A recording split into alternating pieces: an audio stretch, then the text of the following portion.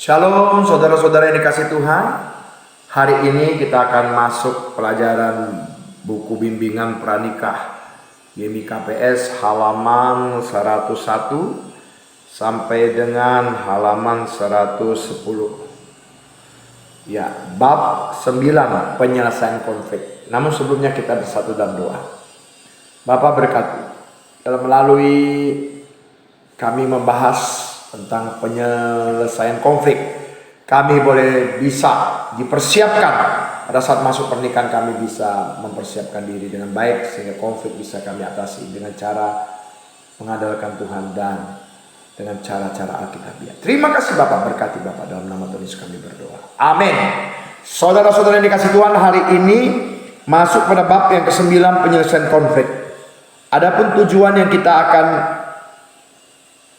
pelajari agar pasangan mampu menyadari masalah-masalah yang timbul dalam pernikahan mereka dan pasangan berupaya menyelesaikan masalah itu dengan baik secara Kristen. Nah saudara, kadangkala kenapa konflik itu berkepanjangan? Salah satunya adalah pasangan kurang dipersiapkan untuk menghadapi konflik. Konflik pasti akan terjadi. Jangan berpikir konflik tidak akan terjadi, pasti. Nah, kalau pasti gimana? Hadapilah dengan cara Tuhan. Yuk kita buka 1 Korintus pasal yang ke-10 ya. 1 Korintus pasal yang ke-10 ayat yang ke-13, demikianlah firman Tuhan.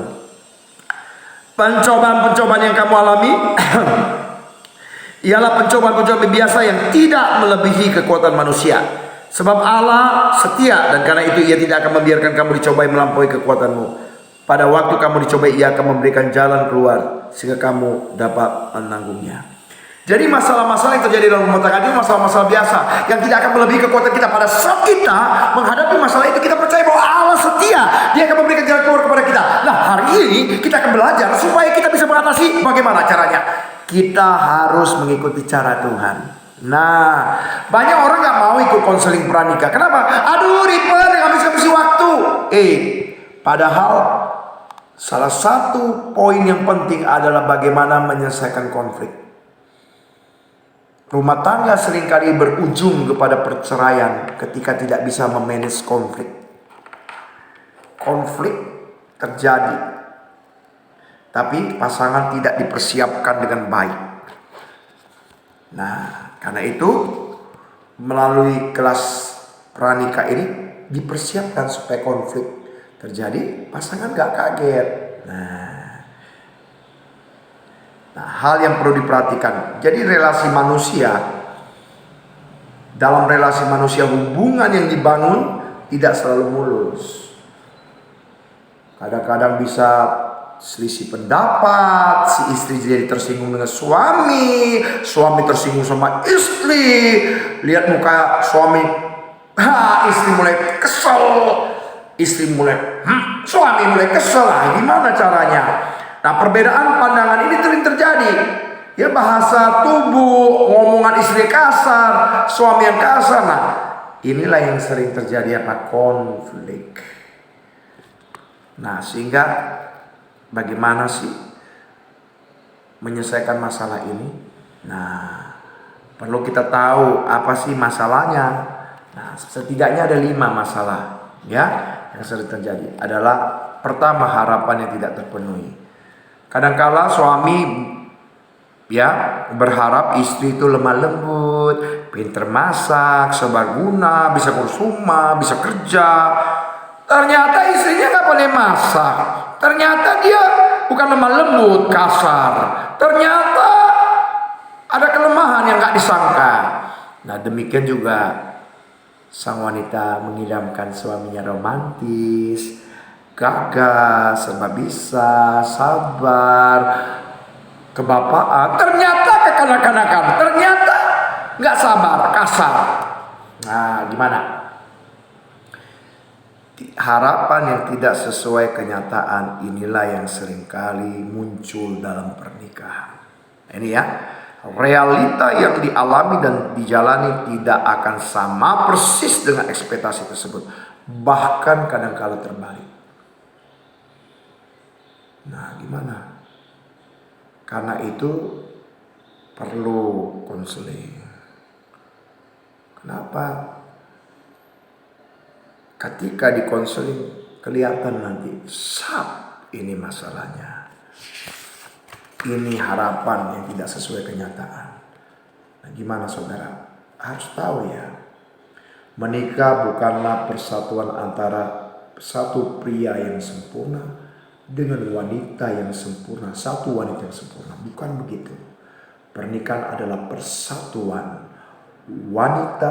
satu wanita dan satu pria yang dipersatukan dalam kasih Tuhan, dalam pernikahan dikuduskan Tuhan, yang tadinya tidak sempurna tapi saling melengkapi sehingga menjadi sempurna. Nah, seperti ini ibaratnya. Ada satu orang buta tapi dia kuat, dia bisa berjalan. Ada satu orang yang bisa melihat tapi dia lumpuh. Nah, dua-duanya ini bekerja sama. Yang lumpuh bisa melihat, yang buta bisa berjalan sama-sama. Akhirnya apa? Tercapai tujuan yang diinginkan. Begitu juga dalam pernikahan. Jadi pertama ya harus diperhatikan. Ketika menghadapi kenyataan bahwa harapan tidak sesuai dengan kenyataan. Kasih Yesus sungguh besar di dalam hidupku ini. Kasih Yesus yang memampukan kita menerima pasangan kita. Nah itu. Hanya kasih Yesus. Yang kedua saudara, seringkali kenapa konflik terjadi, masalah terjadi, tidak menguji diri sendiri. Dalam rumah tangga seringkali kita bisa melihat kekurangan suami kita, kekurangan istri kita, ya daripada kekurangan diri sendiri. Oh, mudah kali kita melihat kekurangan orang lain ya, selumber di mata orang lain lebih besar daripada balok di mata kita. Nah, tapi dengan cara seperti itu akan membuat konflik makin berat. Nah, karena itu tidak menguji diri sendiri ini seringkali menyebabkan kita tidak paham gitu. Kenapa konflik bisa terjadi? Suami menuduh istri ya mau ngatur, mau nguasain. Dia tidak sadar sebenarnya dia yang mau ngatur, mau nguasai. Seperti 2 jari nunjuk orang, 3 jari nunjuk sendiri. Nah itu terjadi. Nah karena itu perlu introspeksi diri. Ya. Makanya firman Tuhan katakan gini, mengapa kamu melihat selumbar di mata saudaramu sedangkan balok di matamu tidak kau ketahui? Ambil dulu balok di matamu baru kau bisa melihat selumbar di mata orang lain. Memperbaiki dan mengubah diri sendiri adalah tindakan yang paling bijaksana dan terbaik yang harus dilakukan. Ketimbang kita berusaha mengubah pasangan. Artinya begini, Tuhan ubahlah diri saya supaya diri saya mengubah pasangan. Saudara yang dikasih Tuhan, yang ketiga masalah yang seringkali terjadi dalam pernikahan adalah tidak memiliki skill di dalam membangun hubungan. Membangun pernikahan itu bukannya ya ajeb bret bim salam bim ada kadabra sudah selesai. Enggak saudara, pernikahan Kristen itu seumur hidup. Ada yang mengatakan bahwa pernikahan Kristen itu adalah seperti universitas kehidupan yang tidak tahu kapan selesainya. Sampai salah satu atau keduanya dipanggil Tuhan ke surga. Nah itu. Karena itu saudara, membangun pernikahan itu perlu seperti membangun perusahaan seumur hidup yang dikelola dengan skill dan strategi yang terarah. Sehingga dapat mencapai tujuan yang diinginkan. Nah, saudara tidak mudah, harus belajar. Kadang-kadang kita harus belajar kursus pernikahan, kayak saya dengan istri ya belajar lagi, baca buku pernikahan, konseling, belajar konseling ya, belajar bagaimana memanage emosi, mengetahui monster-monster pribadi yang menghalangi komunikasi. Kita belajar saudara. Nah kalau kita nggak mau belajar, nah hati-hati ya. Saya mau kasih tahu, kalau pasangan tidak mau belajar, akibatnya apa? Kaget. Aku begini, engkau begitu. hancurlah kita.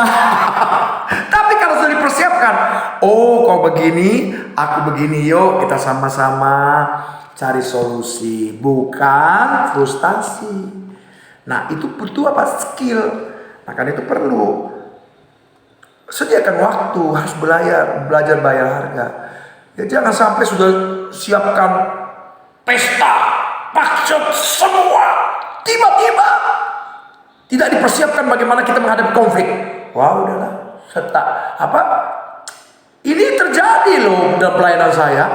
Pernah di Maryland saya melayani, baru-baru melayani 2005. Begitu menikah, 2 bulan kemudian bercerai. Wow, kenapa? Karena begitu tidak dipersiapkan. Gara-gara apa? Masalah yang sepele aja, HP.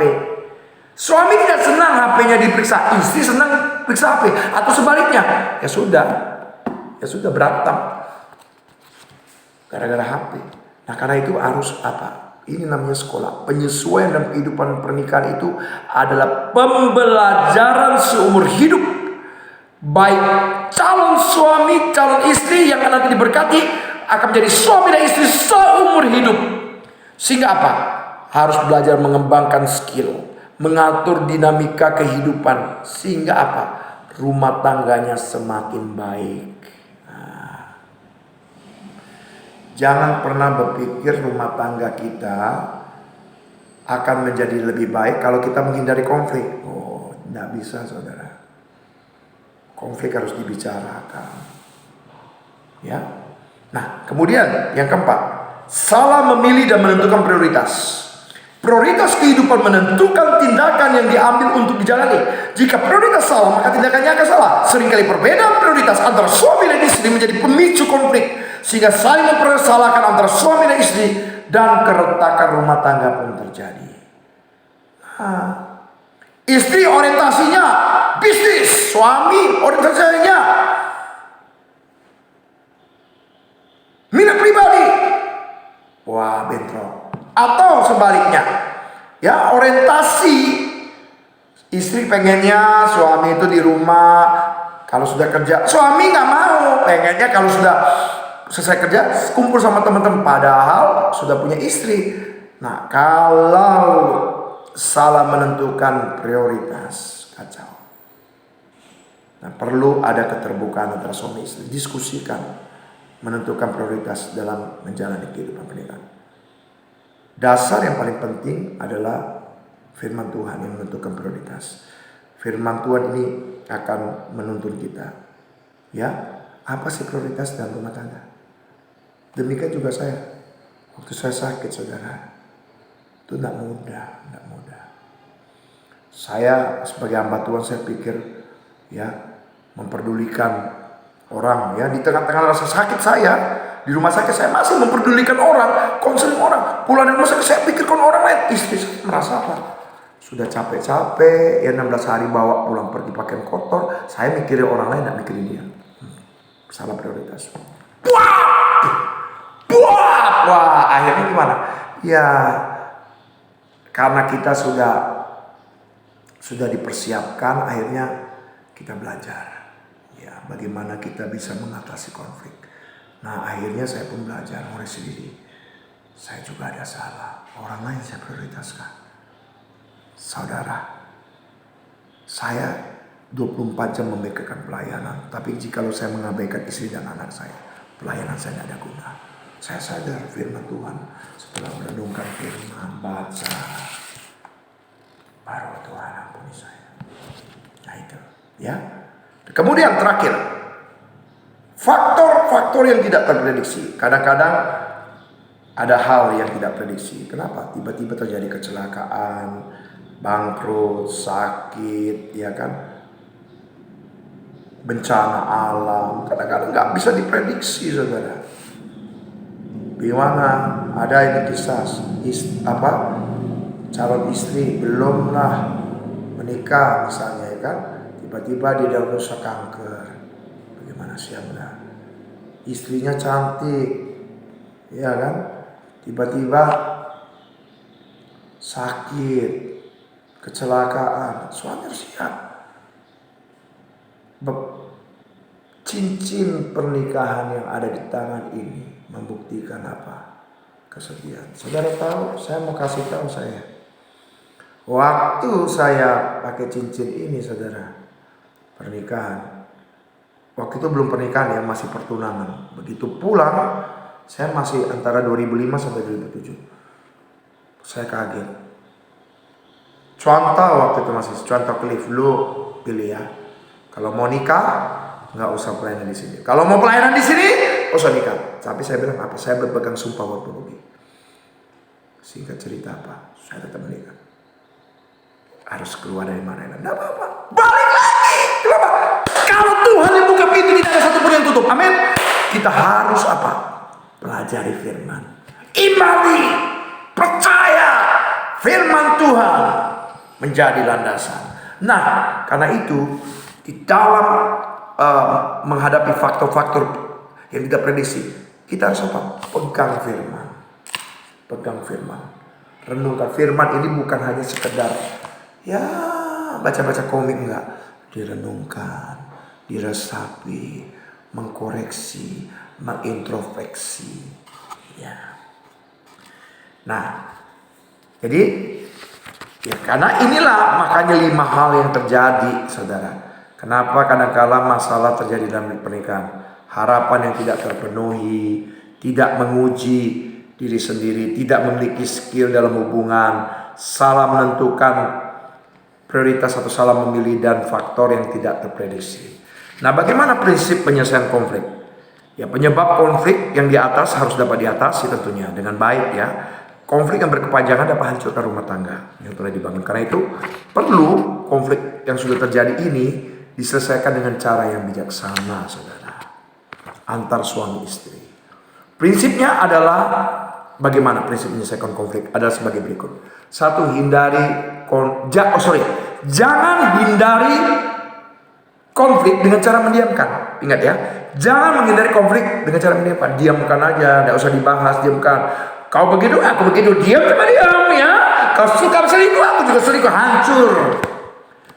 Itu yang buat hancur, tambah hancur. Bicarakan. Yang kedua, jangan menyimpan kemarahan dan kekecewaan berkepanjangan. Salah ngomong, berkecambahan. Jangan menyimpan kemarahan dan kekecewaan berkepanjangan. Artinya apa? Ketika terjadi kemarahan dan kekecewaan, harus selesaikan. Jangan berlarut-larut dan catatan kaki dulu ya. Kamu pernah menyakiti hatiku dulu ya. Kamu pernah nampar aku dulu ya. Tanggal sekian belum sekian. Oh, jangan. Selesaikan. Ajak bicara. Suami istri ajak bicara. Ya. Kemudian yang ketiga, jangan melampiaskan perasaan dengan menyakiti diri atau orang lain. Kadang-kadang begitu kan. Tersinggung dengan suaminya, dia gak mau makan. Biar aja aku mati, biar bagus aku mati. Jangan. Atau suami kurang ajar istri, pukul. Jangan. Kita mau belajar untuk menjadi serupa seperti Kristus. Ingat 1 Yohanes 2 ayat 6. Barang siapa berkata bahwa ia hidup di dalam Kristus, ia harus hidup sama seperti Kristus hidup. Yang keempat, belajarlah mengkomunikasikan masalah dengan tepat. Ingat, kita harus bicarakan masalahnya. Ingat ya, bicarakan masalahnya, bukan menyerang orangnya. Dan yang kelima, fokus untuk membahas inti masalah penyebab konflik, bukan saling menyerang itu. Ya, kamu yang memang keras kepala begini, kamu yang memang orangnya tidak bisa toleransi begini, kamu berantem. Coba cari masalahnya apa. Ingat, jangan saling menyerang. Yang paling apa? Introspeksi diri. Izinkan salah satu bicara dulu. Jangan dua-dua bicara. Dua-dua bicara, siapa yang dengar? Ya. Lalu kemudian 6. Jangan mengalihkan pokok permasalahan. Ingat ya, ketika bicara jangan mengalihkan pokok permasalahan. Intinya apa? Itu dulu diselesaikan. Jangan, yang kemarin, yang dulu-dulu, yang begini, udah menyebar. Ya, makanya ketika bicara, stopkan dulu main HP. Stopkan dulu fokus on the track. Yang ketujuh, jangan memanipulasi atau menipu pasangan dengan mengatakan oke, semuanya ini salah saya. Jangan. Kalau memang ada salah pasangan, ngomong, kamu juga salah begini. Tapi ingat, jangan menyerang. Mungkin saya begini, tapi kamu juga begitu. Sama-sama kita cari solusi, bukan emosi. Lalu 8, jangan menghakimi dan membanding-bandingkan. Karena kamu sih nggak seperti si A, si B, si C. Istri bilang, ya sudah kau kawin lagi sama si A, B, C. Jangan saudara. Tapi bagaimana kita mulai introspeksi diri. Jangan menghakimi, jangan membanding-bandingkan. Anda mau nggak dibanding-bandingkan? Ya. Kalau misalnya Anda sudah punya pasangan dan mau nikah, jangan bandingkan pasangan Anda atau istri Anda atau suami Anda dengan pacar Anda yang terlalu, jangan. Ya, stop. Manusia itu unik. You ada special creation from God. Kamu adalah ciptaan yang unik dan spesial dari Tuhan. Yang ke-9, tawarkan jalan keluar dengan sikap kritis. Maksudnya apa ini? Saya tambahkan kalimat ya. Tawarkan jalan keluar dengan sikap kritis dan realistis. Bukan hanya kritis, tapi realistis. Tawarkan, ini benar nggak? Bisa nggak? Kita sama-sama menguji, tapi juga realistis, sesuai dengan kenyataan.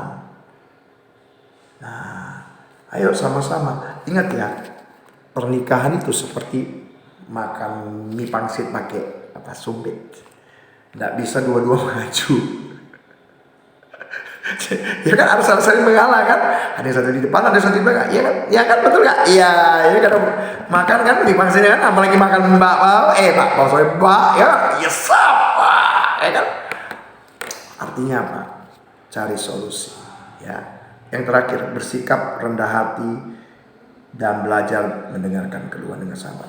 Nah, saudara, rendah hati ketika diserang, mungkinnya pasangan tidak sengaja menyerang, sabar, dengarkan dan dengarkan keluhan. Telinga banyak mendengar. Jadi suami belajar mendengarkan istri, istri belajar mendengarkan suami. Nah, 10 hal ini adalah menolong untuk menyelesaikan konflik. Sehingga konflik pasti bisa diselesaikan. Bagaimana cara kita berkomunikasi menentukan reaksi pasangan kita.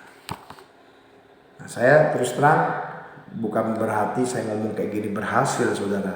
Kadang gagal juga jatuh bangun. Tapi nggak apa-apa. Pernikahan itu ingat, yang tidak sempurna sama sendiri, semakin serupa seperti Kristus sempurna di dalam Kristus. Artinya apa? Dalam Kristus walaupun tak sempurna, kita belajar mengasihi. Nah, saya mau Anda belajar ya di dalam firman Tuhan. Nah, ini saya penting sekali ya membuka Yohanes ya. Yohanes pasal yang ke-21 ya. Ini Yohanes 21 ayat 15, nanti Anda baca ya, ayat sampai ayat yang ke-17. Dikatakan di sini ya kan. Simon anak Yohanes kepada Petrus ya. Yesus berkata, Simon anak Yohanes, apakah engkau mengasihi aku lebih dari mereka? Ini kata kasih itu agapau. Kasih Allah, kasih ilahi, standar kasih meskipun walaupun bagaimanapun. Tapi Petrus menjawab apa? Benar Tuhan, engkau tahu bahwa aku mengasihi engkau. Kata kasih itu filia. Aku mengasihi engkau Tuhan dengan syarat. Benar engkau tahu Tuhan, aku mengasihi engkau dengan syarat. Kasih manusia. Kalau kau baik di aku baik. Kalau kau kasar di aku kasar. Lalu ayat yang kedua. Ayat 16. Simon anak Yohanes, apakah engkau mengasihi aku? Tuhan Yesus tuntut lagi. Apakah kau bisa mengasihi aku dengan kasih agape? Petrus jawab apa? Benar Tuhan, kau tahu bahwa aku mengasihi kau. Kata kasih apa? Philia. Tapi kali ketiga, kalau di bahasa Indonesia nggak nampak, di bahasa Yunani nampak. Simon anak Yohanes. Ini kali ketiga ya. Apakah engkau mengasihi aku? Kata kasih agapau itu berubah menjadi kasih philia. Maka sedihlah hati Petrus, karena Yesus berkata ketiga kali mengingatkan Petrus sudah menyangkal Yesus. Tapi Yesus tidak pernah menuntut Petrus apa yang Petrus tidak bisa. Dia turunkan standarnya. Lalu Petrus berkata, Tuhan, engkau tahu segala sesuatu, bahwa Aku mengasihi kau. Katanya apa? Kata Filia, Tuhan kau tahu aku hanya bisa kasih Filia. Yesus berkata dari pertanyaan pertama, kedua, ketiga, gembalakanlah domba-dombaku. Kata gembalakanlah domba-dombaku, peliharalah. Nah, saudara, apa yang saya mau katakan? Yesus tidak menuntut Petrus itu mengasihi dengan standar Yesus, tapi dia menyesuaikan diri. Nah, kadang-kadang di dalam ini juga bisa digunakan dalam situasi pelayanan, juga bisa digunakan dalam situasi kehidupan rumah tangga. Standarnya ini. Tapi suami atau istri tidak sesuai standar, ya sudah, kamu menyesuaikan diri. Nah, saudara, karena itu saudara, bagaimana menghadapi konflik ini dirumuskan ya, dari 10 itu ada 2. 1, belajar untuk terampil komunikasi, ya, dan yang kedua belajar untuk mengampuni kesalahan pasangan. Saya tambahkan lagi, ketika belajar menerima pasanganmu apa adanya. Kalau Anda tidak mau menerima pasanganmu apa adanya, Anda menuntut seperti apa yang Anda harapkan, pertanyaan balik, apakah Anda sempurna? Lalu apakah Anda tidak pernah jatuh dalam dosa? Mengapa Allah bisa mengasihi kamu melalui kasih Kristus, menerima kamu apa adanya, lalu menuntut orang lain harus seperti apa yang kau mau? Ya, belajarlah. Memang gak mudah, saudara. Ingat ya, ini waktu menikah, ya. Kaulah segalanya bagiku. Itu baru mau menikah, ya kan? Setelah 2 tahun menikah, konflik terjadi, masa-masa konflik. Ya, wah, nyanyinya bukan kaulah segalanya. Kusangka kau ternyata harimau. Wah, saudara, kusangka kau orang yang sabar ternyata harimau. Wah, itu makanya perlu, saudara, perlu. Aduh, kacamataku lepas satu, ya.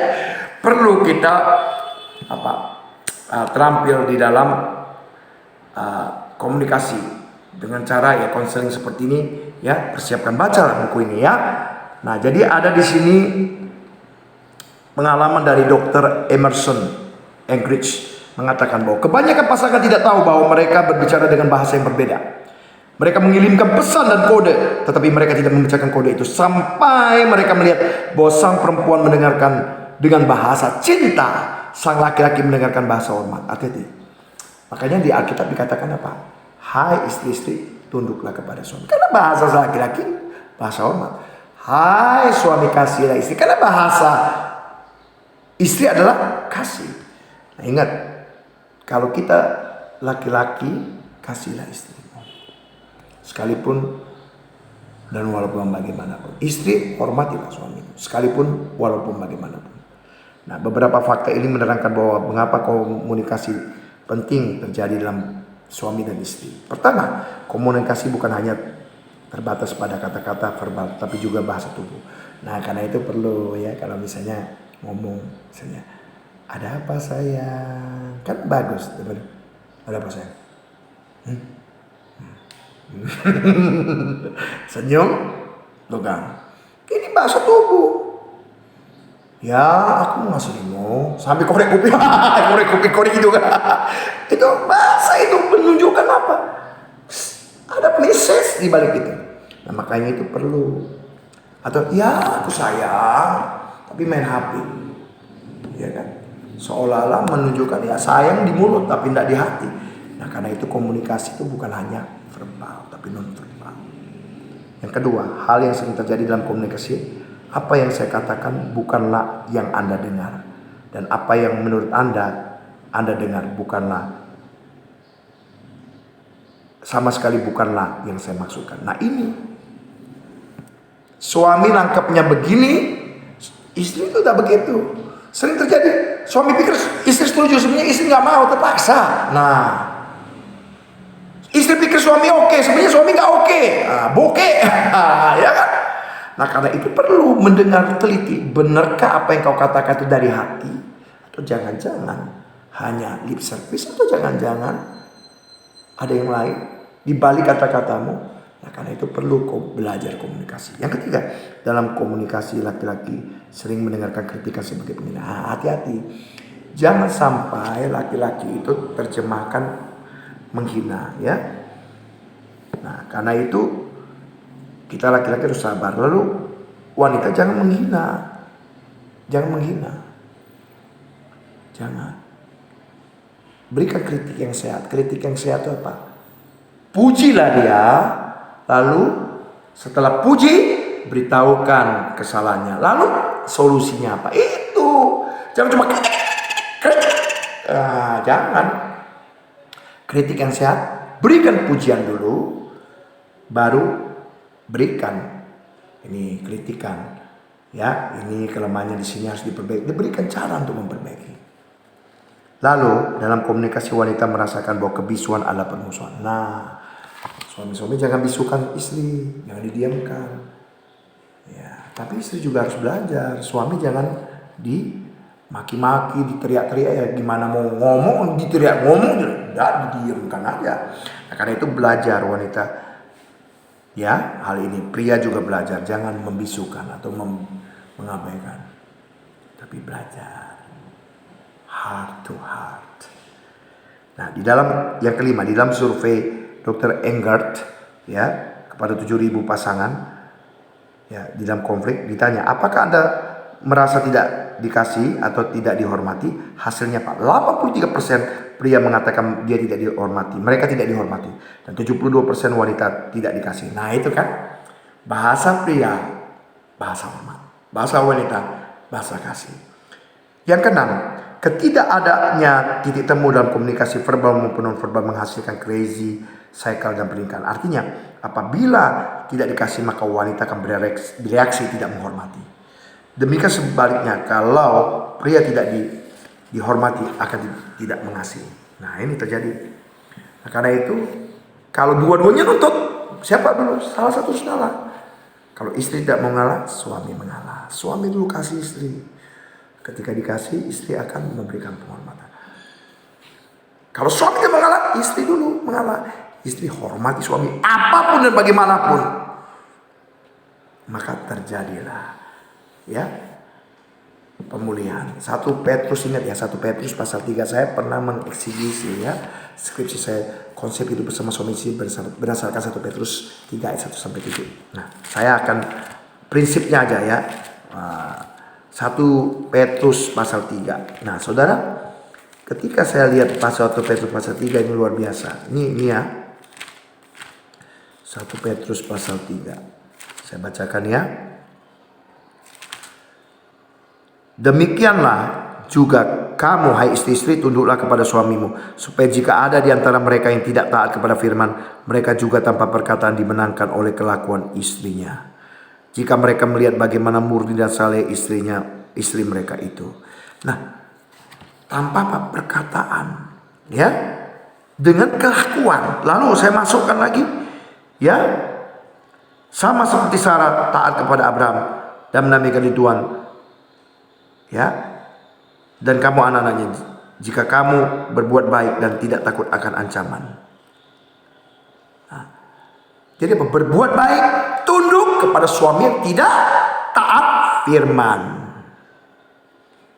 Nah, ini tidak taat firman bisa diterjemahkan apa? Tidak percaya bisa diterjemahkan apa?